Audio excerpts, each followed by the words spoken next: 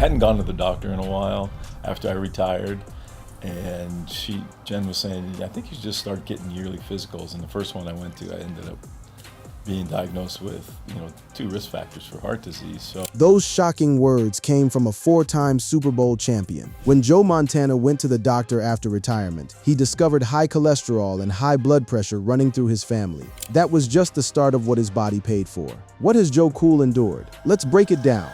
The body behind the ice. Here's the thing about Joe Montana that nobody really wanted to say out loud back then. The man who looked the calmest in the biggest moments of his life was getting torn apart the entire time. And I mean that almost literally. You go back and watch the old film, and Joe makes the whole thing look like a Sunday stroll through the park. He's cool in the pocket, his feet are dancing, and the ball is gone before the rush ever gets close enough to bother him. But something was touching him. Play after play and season after season, and the bill for all of it didn't come due until long after the stadium lights went dark. Here's where this man sits today. Montana turned 69 in 2025, and he's now been through more than 25 surgeries on a body that used to be the single most reliable thing in all of football. He lives with severe arthritis in his hands, elbow, and both knees, with one he can't straighten at all anymore. He's had multiple neck fusions, with talk that he might still need another one, a hip replacement, and a shoulder replacement that got infected and spiraled into even more surgery. The same man who once threw the catch can barely run today. The way he describes his nights is the part that really stays with you. His hands hurt like crazy in the middle of the night. Those are the hands that delivered 4 championships to an entire city. The hands that helped make Jerry Rice and Dwight Clark household names. And now those same hands wake him up in the dark because they ache too badly to let him sleep. So is that tragic? We'll build the entire case before we answer. This is real, documented, and comes from Montana himself. The story begins in a working-class corner of Pennsylvania. Joseph Clifford Montana Jr. came into the world on June 11, 1956, in New Eagle, Pennsylvania. His father put a ball in his hands when he was young and drilled the fundamentals into him. Montana was a gifted multi-sport athlete who led Ringgold High School to a basketball championship, but his heart was always set on football, and football is exactly where he went, all the way to Notre Dame. And right away, before he ever sniffed an NFL roster, the injuries started writing his story for him. He redshirted as a freshman, then lost the entire 1976 season to a separated shoulder. He clawed his way back, helped win a national championship in 1977, and started building this reputation as the guy who comes through even when his body has every reason to quit on him. The legend of that toughness got cemented in the Cotton Bowl. During the 1979 Cotton Bowl against Houston, Montana played while he was genuinely sick. He came off the bench in the second half and dragged his team all the way back from the dead. That single afternoon is the moment people fell in love with the idea of Joe Montana, because the sicker he got, the better he played.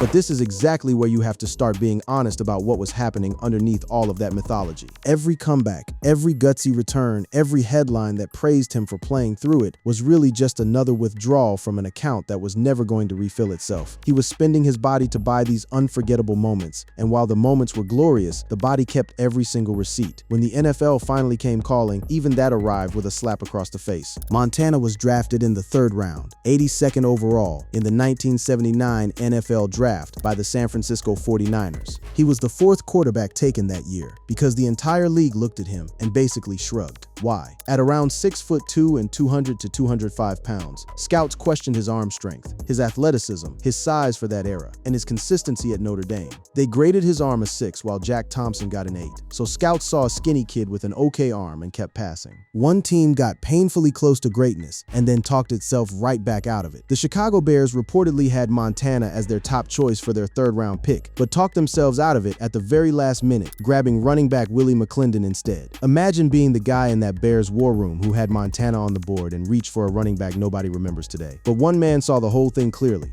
Bill Walsh and his staff saw Montana's intangibles, the quick release, the accuracy, the mobility, the leadership, and that ballet-like footwork that fit perfectly into the West Coast offense. Walsh didn't care about the arm strength number, because what he cared about was how fast that ball came out, and how calm the kid stayed when everything around him was falling apart. That quote lives inside the team's own retelling of the draft that built the dynasty. While the rest of the league saw a project, Walsh saw the finished product. Montana arrives in San Francisco as a complete afterthought, the 82nd pick. He barely played as a rookie, and then the West Coast offense and the kid from New Eagle found each other, and football was never the same again. By 1981, he had taken over as the full-time starter, and he led the 49ers to their very first Super Bowl, beating the Cincinnati Bengals in Super Bowl 16, where he walked off with the MVP award. A 3rd-round afterthought turned into into a champion and an MVP in roughly 2 years. That body, the one every scout doubted, kept right on cashing checks it couldn't actually cover. Every dynasty season, every clutch fourth quarter drive, every Joe Cool highlight was built on top of a frame that was already quietly wearing down from the inside out. The greatness was completely real, but so was the cost, stacking up silently underneath all that ice. Now let's talk about the 2 hits that turned that slow, quiet bill into a flood.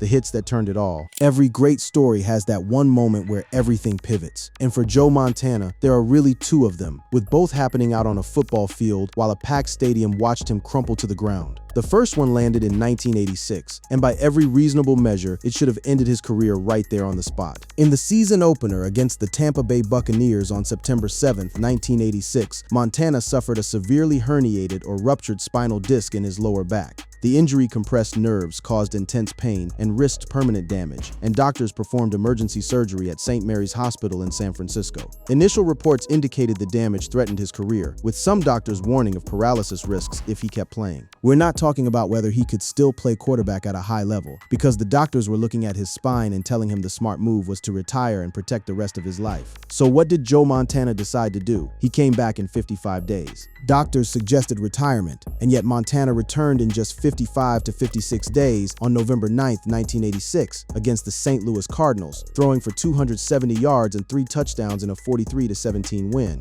For that, he earned the NFL Comeback Player of the Year. Less than 2 months after spinal surgery, he was slinging 3 touchdowns while the crowd went wild. In that moment, the entire football world called it a flat-out miracle. But here's what those highlight reels conveniently left out, because that 1986 surgery contributed to ongoing sciatic nerve damage, with numbness running down his left foot and leg, and it quietly set the stage for the later neck and back fusions. The comeback everybody celebrated was also the exact moment his lower body started going numb in ways that never fully came back to him. That's the cruel arithmetic of his whole career. The thing that made him a legend was the very same thing that was slowly breaking him apart. He bought himself a miracle in 1986, and he has been paying the interest on that loan for nearly 40 years. He kept on winning, of course. He led the 49ers to Super Bowl wins in 16, 19, 23, and 24, and became the first player ever to win 3 Super Bowl MVPs. He gave the world the catch to Dwight Clark, the drive against the Bengals, and by the late 80s, he wasn't merely good. He was the standard every other quarterback got measured against. Then came the second moment. The 49ers were chasing a historic three-peat, and on January 20th, 1991, in the NFC Championship at Candlestick Park against the New York Giants, Montana was playing a solid game in cold, windy conditions. The game was tight. Another trip to the Super Bowl was sitting right there. And then Giants defensive end Leonard Marshall came tearing around the edge. Marshall delivered a devastating blindside hit,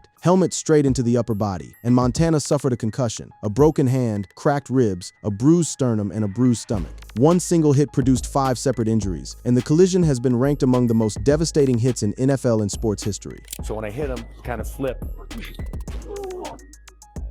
And as he flipped, he came down, and he actually came down right on top of his head. He flipped Joe Montana clean over, the coolest quarterback in the sport, upside down and crashing down onto his own helmet. The defender knew right away. It was the kind of hit you feel through your whole body. I knew it was hurt because it was a thump. It was one of those things where you kind of like get the perfect hit.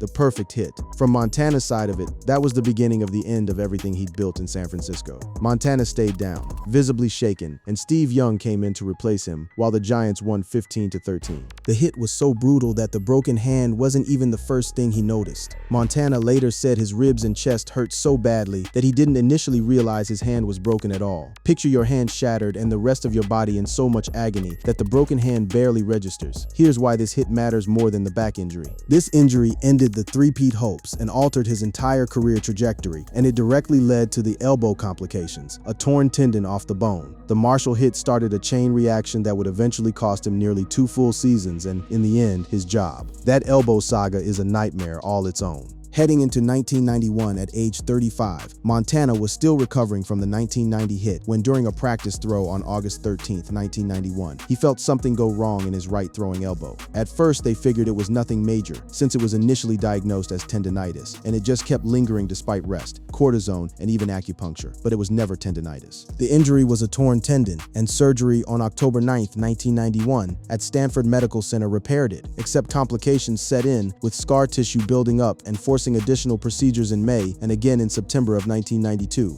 He missed all of 1991 and most of 1992, and this was his throwing elbow breaking down, surgery after surgery, while a younger man ran his offense. Montana played in an era of poor concussion protocols and far harder hits, and he has acknowledged several concussions. The notable ones include the concussion from the Marshall hit in 1990 and another during a 1993 AFC Championship with the Chiefs, with estimates suggesting as many as 8 across his career. He once described one as feeling like a lightning bolt going off in his skull. He has called concussions a big concern and thrown his support behind awareness efforts since retiring. This is a man who understands precisely what 8 concussions can mean down the road, and he has to live with that question mark hanging over every forgetful moment for the rest of his life. So you stack it all up. There's the spine that nearly paralyzed him, the hit that broke 5 things at once, the throwing elbow that came apart in slow motion, and as many as 8 concussions in an era with no real protection. Long before any of that, a 1976 shoulder separation at Notre Dame had already cost him a full season, and across his career, there were multiple knee problems, around half a dozen surgeries, rib injuries, and a steady accumulation of general wear.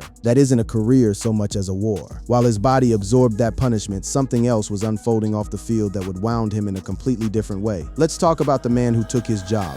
The heir who took the throne. His name is Steve Young, and on paper, the man was everything those old scouts had wished Montana could be. Steve Young, born John Stephen Young on October 11, 1961, is a Pro Football Hall of Famer and a left-handed dual-threat quarterback who thrived on both passing accuracy and mobility. He had the big arm and the fast legs, the whole prototype package. Young's road to the top was equally rocky. Young grew up in Connecticut and played his college ball at Brigham Young University, where he initially sat buried as an 8th-string quarterback behind Jim McMahon, before slowly working his way up. The 8th string is practically invisible on your own depth chart, and when he finally did break through, he broke through massively. In his senior season of 1983, Young set NCAA records with a 71.3 completion percentage, threw for 3,902 yards and 33 touchdowns, added 544 rushing yards, and led BYU to an 11-1 record. He won the Davey O'Brien Award and finished second in the Heisman voting. He was drafted by the Cincinnati Bengals in the 1984 supplemental draft, but signed a record 10-year deal with the USFL's Tampa Bay Bandits instead. That whole league folded and he landed with the Tampa Bay Buccaneers. With the Buccaneers from 1985 to 1986, he struggled on bad teams and even suffered his first documented concussion in an exhibition game. So before he ever set foot in San Francisco, Young had already tasted plenty of losing. Then the trade happened, and the most famous quarterback controversy in NFL history officially began. Young was traded to San Francisco in 1987 as Montana's backup, and he sat behind the legend for years. Walsh had drafted and traded for Young partly as insurance and motivation after Montana's injuries raised real durability questions. Montana looked at the situation and saw an organization that no longer fully trusted his body. He'd come back from a near broken spine in 55 days and won them championships, and the front office's response was to go fetch a Young athletic insurance policy that felt like the team was quietly betting against him. For a while, the two of them shared the same field, and nobody involved was happy about it. A 2-quarterback system in 1988 frustrated both of them, 2 proud elite competitors taking turns at the same job, each one convinced that every snap the other guy took was a snap being stolen. Montana answered the only way he ever knew how, which was by winning.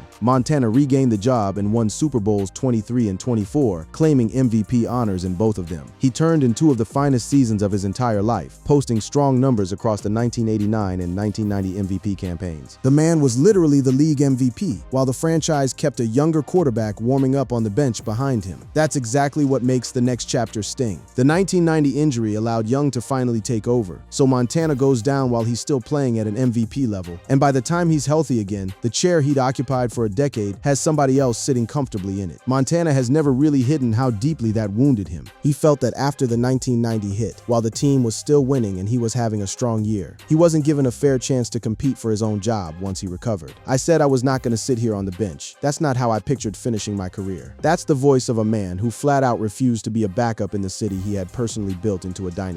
He requested a trade and headed to the Kansas City Chiefs for 1993 and 1994. Young, for what it's worth, has always told it like the whole thing was complicated for him too. Young has called their relationship awkward but respectful. They weren't really enemies. They just both wanted the one thing that only one of them could ever have, and that tension never fully dissolved. But here's the twist. Young turned out to be great. In Super Bowl 29, after the 1994 season, Young led the 49ers to a a 49-26 win over the San Diego Chargers, threw a record 6 touchdown passes, and walked away as Super Bowl MVP. On top of that, he won NFL MVP in both 1992 and 1994. So the man who took Montana's job went out and won a Super Bowl with it. Montana led the Chiefs to an AFC Championship appearance while Young won the whole thing with the 49ers. The replacement didn't just keep the seat warm because he won it all, the very same way Montana used to. Young's own numbers are frankly absurd. His career line includes 33,124 passing yards, 232 touchdowns, a 96.8 passer rating that stood as the highest at his retirement, plus 4,239 rushing yards and 43 rushing touchdowns. He made 7 Pro Bowls and went into the Hall of Fame in 2005 as the first left-handed quarterback ever enshrined. Now here's something genuinely funny and deeply human about all of this. Montana can actually joke about losing. He sat down for an interview and got to talking about how unfairly we judge quarterbacks who reach the big game and come up short. And he brought up his good friend Jim Kelly, who lost a whole stack of Super Bowls with Buffalo. But look at Jim Kelly.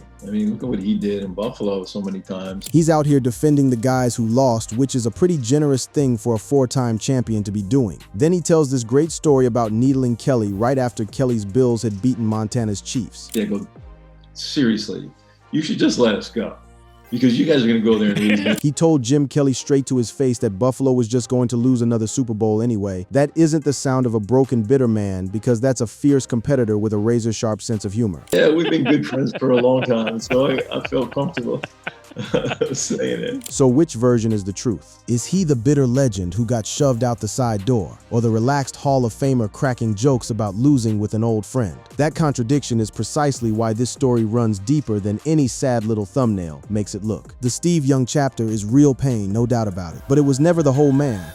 So was it really tragic? All right, we've built the entire case now. We've covered the body that got torn apart, the 2 hits that turned the story, and the heir who climbed onto the throne. So now comes the honest part. We have to actually ask whether tragic fate is a fair way to describe Joe Montana's life. Here's what revealed how serious Montana was about his health. In 1994, when he hadn't been to the doctor in years after retirement, Montana got his first physical and discovered he had high cholesterol and high blood pressure. For a guy who'd spent his whole life as an elite athlete, it was a shock. I hadn't gone to the doctor in a while after I retired, and Jen was saying, I think you should just start getting yearly physicals. And the first one I went to, I ended up being diagnosed with, 2 risk factors for heart disease. So he's sitting there at his first physical in years, getting hit with the news that he's got heart disease risk. But here's the part that shook him more. So it made me start looking around, and then I started remembering my grandfather on my mother's side passed away at 54 from a heart attack. His grandfather died of a heart attack at 54. That's not some abstract health number at that point, and it got worse. 2 of my mom's siblings had heart attacks in their early 50s. So his grandfather and 2 aunts and uncles all fell to heart attacks in their early 50s. And now he's sitting across from a doctor being told he's got the risk factors too. I understood what the issue was, but I never thought that I would be affected by it. And that's when Joe Montana got serious about making changes. He started working with his wife, Jennifer, on a lifestyle overhaul. What I started doing on Jennifer's suggestion was, we all want to eat so much food, is start cutting back portion sizes to start with, and see that, wow, you'll see that you don't really need that much food. The portion control alone started shifting things, and then came the harder changes. I don't need steak, I don't need that meat, or I don't.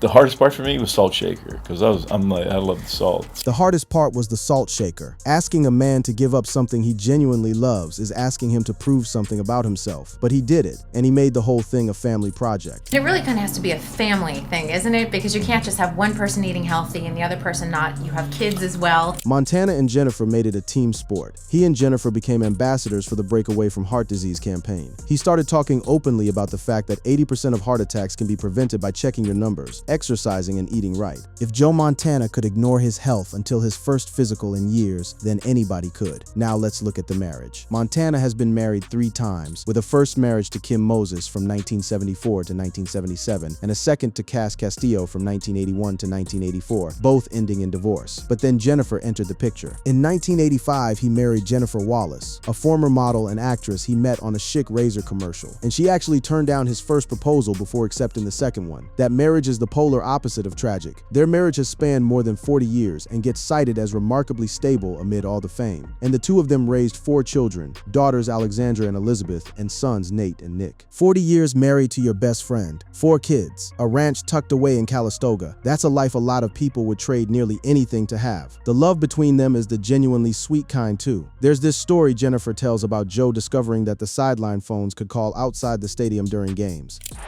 I don't know what made me do it, but one day I hung up and I'm sitting there going, I wonder if these things call out. So he goes ahead and dials his own house from the sideline, and Jennifer has absolutely no idea what's going on when she picks up. What are you doing? What do you do?